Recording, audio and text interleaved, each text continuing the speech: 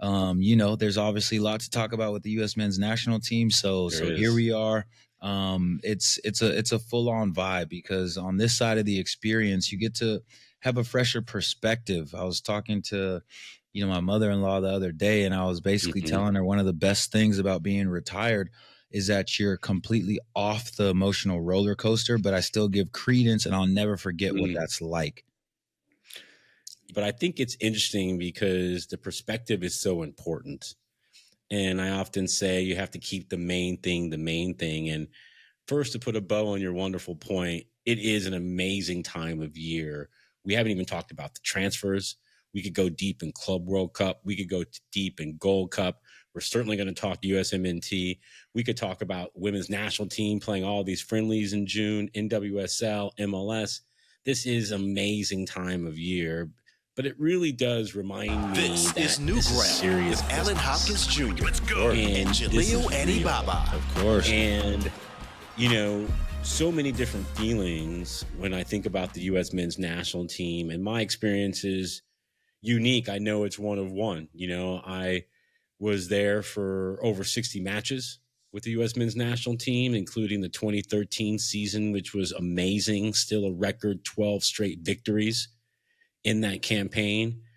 I have so many memories, and we'll touch on this a little while in terms of the snow game in Denver versus Costa Rica, 2-0 against Mexico in Columbus again. But, also being an Army brat and 1% of Americans serve in the military, and I'm a flag flying American, full stop. And representing the U.S. men's national team and that crest is still some of the best memories of my entire life, as you would expect.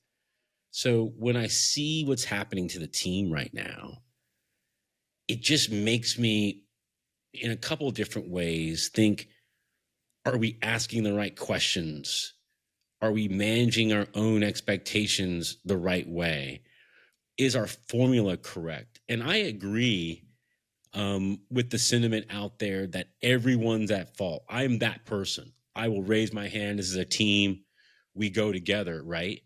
But it's so interesting because, maybe because I've been in my yoga mindset quite a bit here lately, but, one candle lights 1,000 candles, and happiness, if you share it, doesn't diminish. Facts. And we can either give this team grief, guilt, criticism, or we can lift them up. Facts. That's just what it is. If we're going to really, really get into what happens, this is chess, not checkers.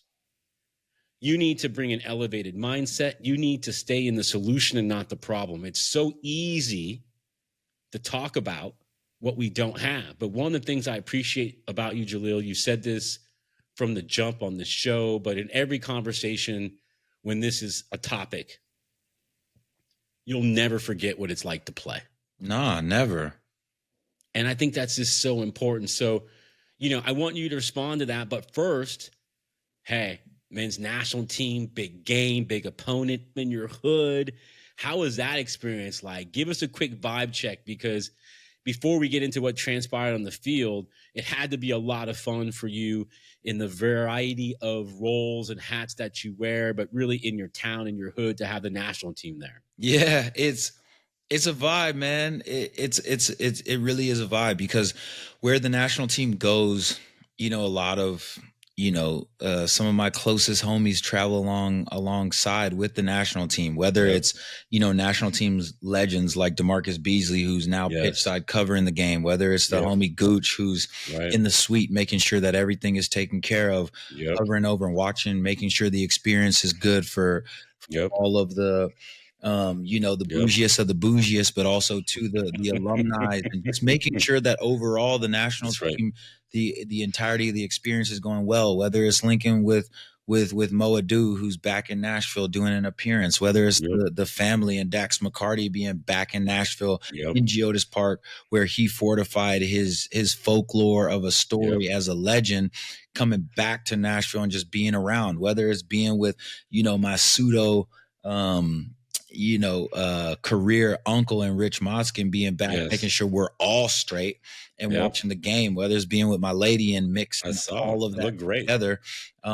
It doesn't necessarily really get better as far as full circle moments. And then, being an agent now, representing players, checking in with the guys that we represent in the hotel and X, Y, and Z. So leading up to the game, the vibes were amazing. There are a lot of great stories to really tap into with the national team, but where it really hits for me when I was walking into the stadium with my family, it really just kind of puts into perspective, at least for me, the mindset that I was in is how hard it is to get to the national team and how much work, dedication, skill, mental fortitude, and luck it takes to get to the national team. And that was just the frame of mind that I was in walking into the stadium. The game itself is obviously a completely different story. You and I were texting back and forth. You were my pitch side eyes there from afar. And let's speak on it. First of all, a couple of really good opponents, right? Yeah. We're not here to be apologists, but Switzerland and Turkey are very good teams. They're very good teams who have great players that I think we all can respect. So let's make sure that we understand these are two very, very good points. But I texted you during the match that, thank goodness for Swiss diplomacy. Yeah. Because I thought there was a level of professionalism there that happened in about 40 minutes of like, you know what? There's a way for us to play this game out, because the way they were playing, the way they were clicking, that's a team that certainly was looking at 5 or 6, maybe even 7 goals along the way. So there's a lot you can do. We would need 10 shows to really break down in so many ways of what happened, but let's be really pragmatic and practical. What can be fixed between now and the Gold Cup final? Winning the Gold Cup final. Okay. Winning fixes everything in professional sports. I don't give a damn if it's equestrian or golf or badminton, pickleball. I don't give a damn. Soccer, of course. Winning fixes everything. And winning also begets winning. It also begets good vibes. It begets good form, but you have to earn that. You have to earn that. And one of the things you talked about at the top, I don't think is spoken about enough in these last 2 friendlies, how good Turkey and Switzerland truly are. Excellent teams with a lot of chemistry, with star players that play for the best teams in the world. You're looking at Turkey with Güler, who gets a goal, but that was it was a gift, right? But he played a couple of dimes in there, though, homie, that were just like chef's kiss, 100%. And when you look at what he does and what he did do throughout the course of the season with Real Madrid, you have to give respect where respect is due. In the first half where Switzerland was extremely dominant, they have one of the best center backs playing right center back in Akanji, who is a star-studded center back, Champions League winner for Man City. For me, he's first choice player. For me, he's arguably the second best center back in the world, only behind Virgil van Dijk. You could say maybe the third best behind Virgil van Dijk and Gabriel at Arsenal. So that's the short list. I got you. Short list. He completely dominated the game. Yes, he didn't get on the score sheet, but it was men against boys in terms of his intensity, his ability to just dominate the game, keep everything in front of him. And that's just one player out of Switzerland. So for me, I think really understanding the opponent is first and foremost, because we have this American mentality of, just because we're American and we have a lot of the top technology and we have a history of really studying things and then becoming the best in the world, that we should win these games. Hell nah, it don't work like that. But when you look at the camp right now, there's just too much noise. There's too much noise. And what I want everything to get back to is the games. Let's talk the footy. And and keep it at that. I think there's more criticism on Pochettino than there has been in the past, and I think that is fair. And he accepts it. He understands that. But the one thing that I do like from Pochettino still is that when things don't go wrong, he doesn't throw his players under the bus in the media. And that is something that we all need to be very cognizant of, because in my experience being in locker rooms, the moment the coach starts to hide from blame and start blaming the players or blaming other people, that's typically the first telltale sign that they've lost the locker room and they're trying to survive. So at this point in time, when you ask me what can be solved in between now and the Gold Cup final, I still see a lot, because the games are still yet to be played. And Gold Cup is typically when the U.S. men's national team shows at least some of their best based on who's called into these Gold Cup camps. At the end of the day, if the team wins the Gold Cup, no one can say that the main objective for the summer wasn't accomplished. How concerned are you about the malaise of the results? And obviously, it's not MLS 4-game losing streak. I think that's also a very important reminder too, right? This is over a couple of months, so nothing is the same. But what do you think about the losing streak itself, and sort of how that is sort of framing up the tension and kind of what's happening inside the camp? I don't care about the results so much. It's more where people are upset, and I can see it too, is that they didn't get a shot on goal. I don't care about that. Sometimes you get played off the park, hit somebody, crack somebody, be like, that was at least what I was looking for. The fight. And that's what a lot of people are upset about. And that's the only thing for me that I feel has been missing. And let's just leave Nations League out of it. Yes. Let's just talk about this camp specifically. And in the game against Switzerland, there could have been more fight. And that isn't to say that the players themselves aren't fighters, or there aren't dogs out there, but it just looked like it was like, okay, Switzerland is giving us that work. Let's just try to kind of get out of here, instead of, punching back. And again, they are called friendlies for a reason, even though I don't like that word. But what I'm not about to do is again contribute to the noise. I just want to talk about the football, because at the end of the day, how many times have we seen nations around the world, the top nations around the world, doing things leading up to a World Cup when it comes to the games are concerned, that it's like, this is a little bit weird, and then things trend in a better way. So I don't want to be in a position where I'm looking back and it's like, oh, damn, you're talking about all this stuff like it was easy. Nope, that's not going to be me. That's right. No, I appreciate that. It seems like all the fighting that we want to see is happening outside of the locker room and off the pitch, if you will. And again, the noise that you're talking about is really interesting, because part of this is driven by the media narrative and the reluctance to really talk about football, which makes me wonder how many football people are really out there.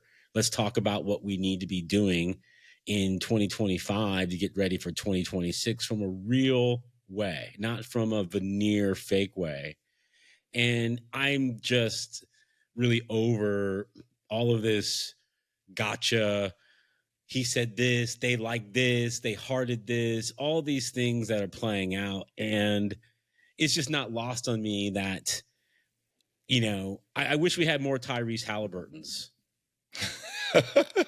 Because you know what Tyrese did when his dad, John, started acting crazy, right? With Giannis. Shout out Nashville owner Giannis Antetokounmpo, right? Yes. Yep. What'd he do? Dad, you're wrong. You can't come to the games anymore. Okay? No matter where you fall in this spectrum, at some point, you just got to let your kid be themselves. You just got to let them be who they are. And it just seems like this soccer dad thing. And I'm guilty. Look, I'm sure there's a lot of folks in Chapel Hill who don't want to hear my voice anymore over the last fall, because certainly I could have my LeVar Ball, Richard Williams moments, no doubt. So I'm raising my hand. But I just find it like bait for us to not talk about what's important.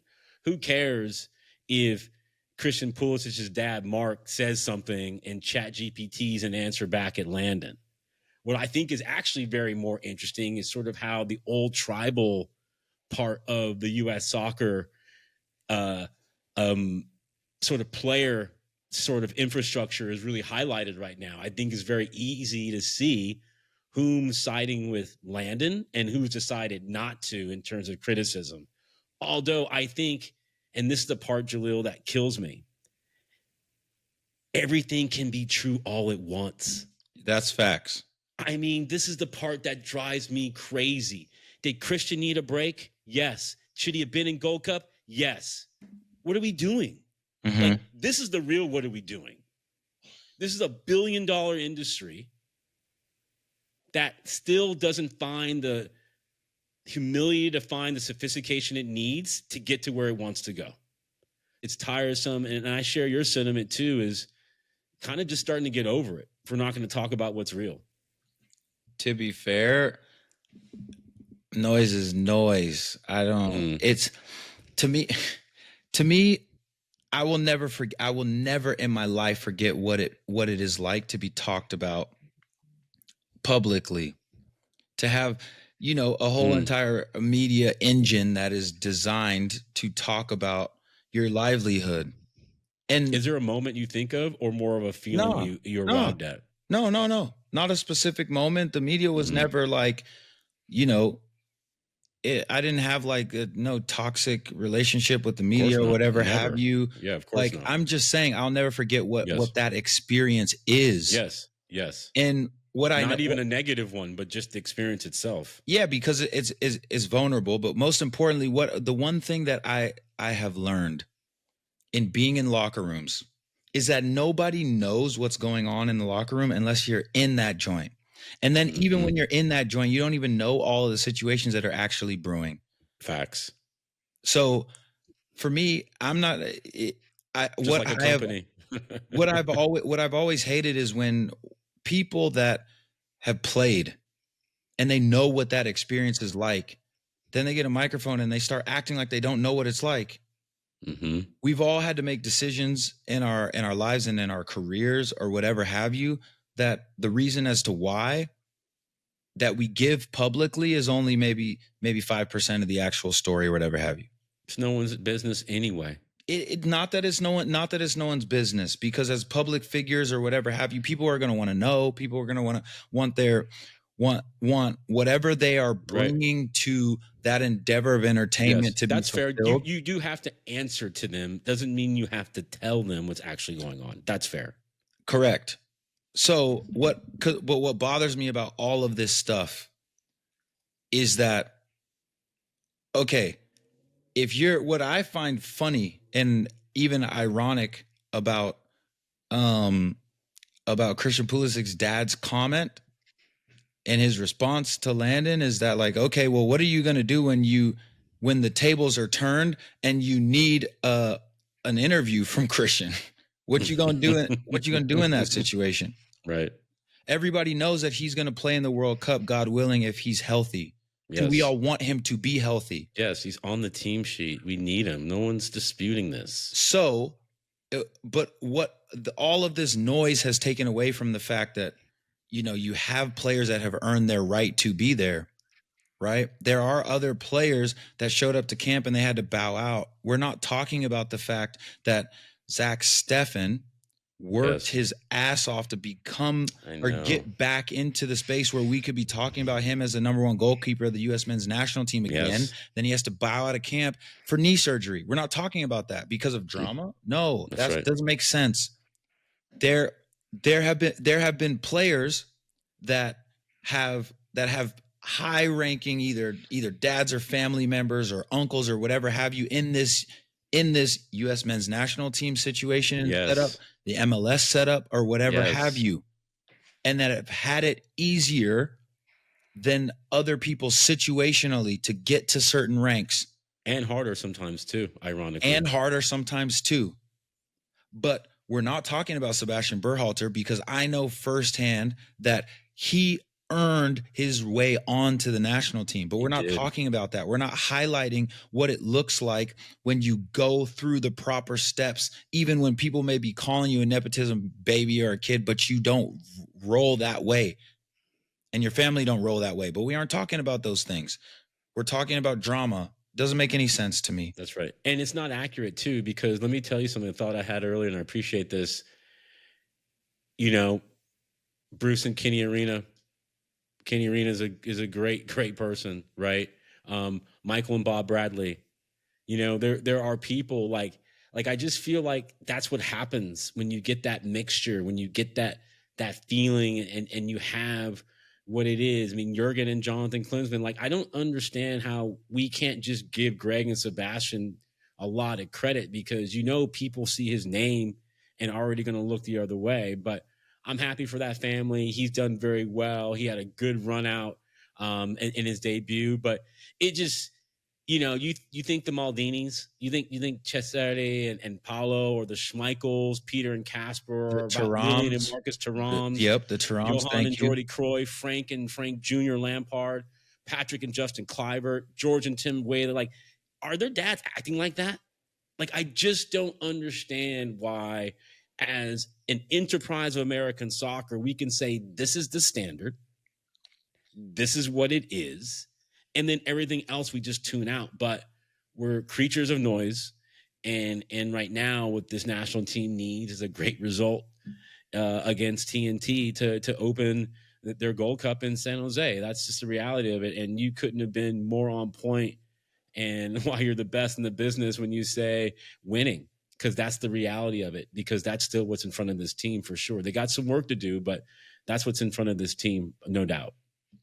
What's floating up to me is that multiple things can be true at one time. The U.S. men's national team can be struggling and be in crisis because they are. Yes. The fans can be unhappy because they are. There can be a lot of drama because there is. There could be players that should be in this Gold Cup camp that aren't, that elected to take breaks. There's too much drama with dads getting involved. That's facts.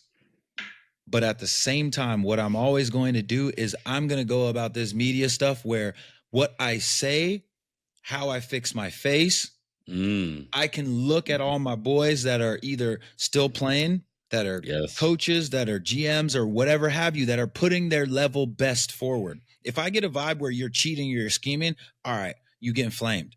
But when people are putting their level best forward, I'm always going to be talking about things in a way where I can look you dead in the eye and be like, yo, I can see that you're trying or whatever have you. I ain't going to hide behind no microphone or nothing like that, because at the end of the day, it's easy to talk about people when they're not right in front of you. I think we can all do a better job of asking the right questions. And at the end of the day, we got to support this team. It doesn't mean it's perfect.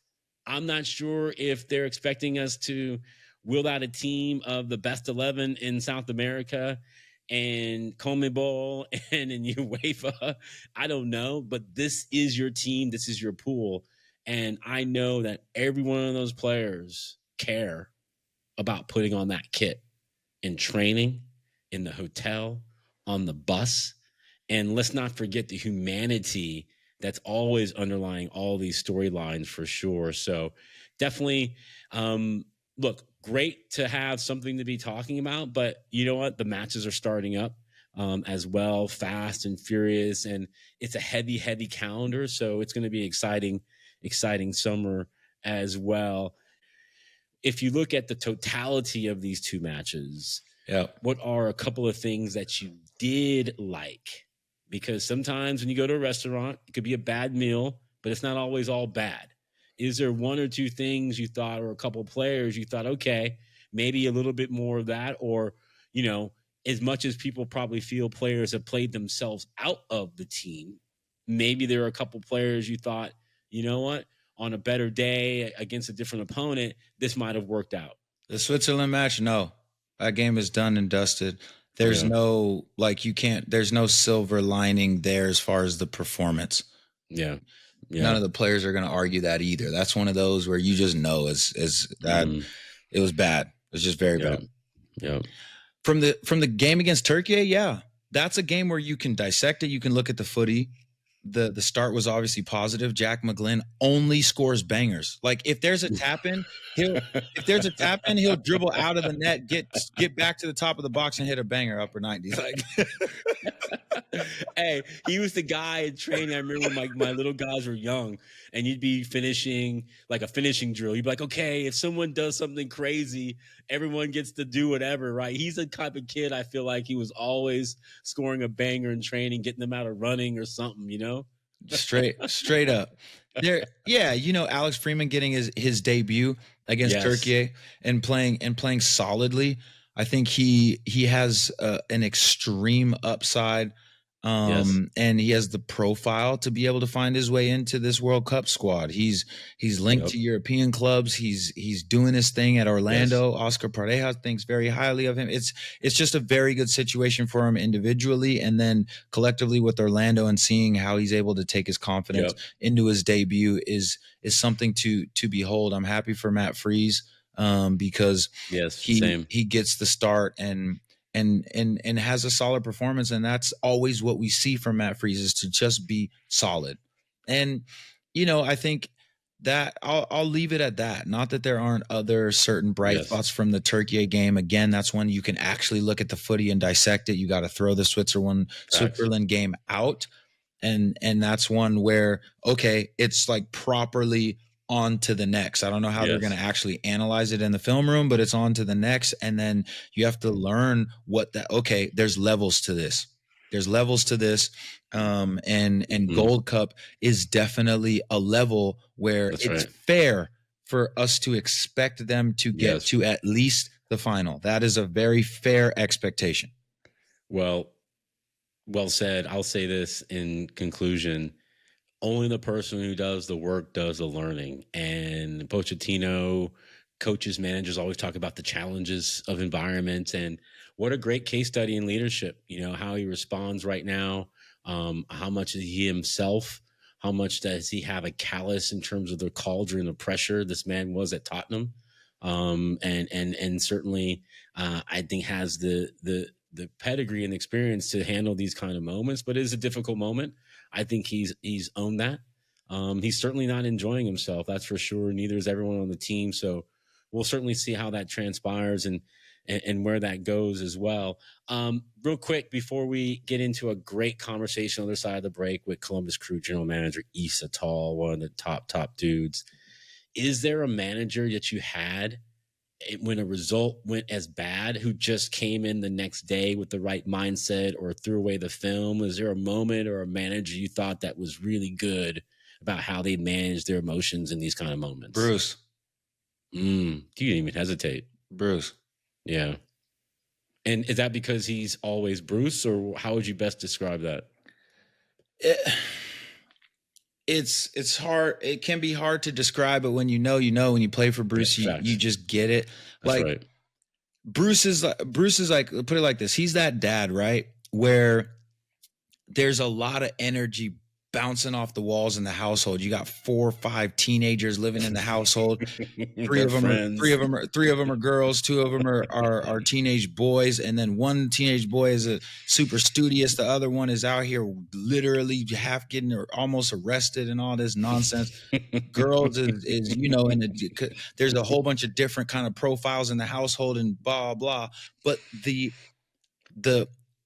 top level parents can drown out the noise. They can meet each and every individual child and or family member exactly where they are, while simultaneously addressing what makes the most sense for everybody to move forward collectively in 5 minutes or in one family meeting. That's something that, how do you describe that other than an analogy like I just described? That's Bruce, at least when I played for him, right? So yeah, I think that's more of a personality trait, or maybe like emotional intelligence that maybe you either have or you don't, or you know exactly when to apply it. And for me, it's still too early for us to really know if Pochettino can pull us out of these moments of crisis. But that's exactly what why life brings you moments of crisis, to see who gonna rise up and who can properly lead and who can play their role in a way where it ultimately affects the collective in a positive way. But again, I got respect for my boys. I got respect for the team. I agree with you 100% that we need to support them, but we can also at the same time be real about what's real. Full stop, end of sentence. That's a bar. Say less, as the kids say.